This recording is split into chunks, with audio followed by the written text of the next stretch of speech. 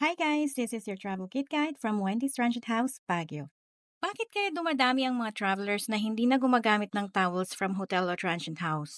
Sa bagay, kahit nga naman nalabhan pa yan, hindi maiiwasan na may mga nakakapit pa rin mga virus at germs dahil sa dami na nang gumamit niyan. Lalo na sa panahon ngayon, ang daming mga skin disease na kumakalat. Minsan nga, kahit towels na mga kasama natin sa bahay ay halos ayaw nating gamitin.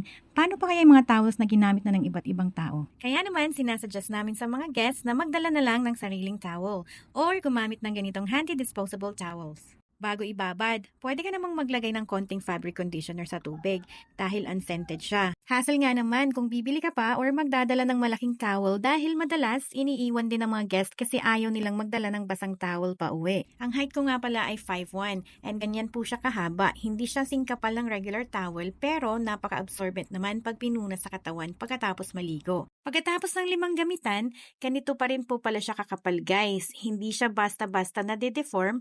Very hygienic, convenient dalhin at higit sa lahat, super mura lang ito mga sis. Nasa description nga pala yung link kung saan kayo pwedeng mag-order ng ganitong quality ng disposable towel. Follow us for more travel essential tips.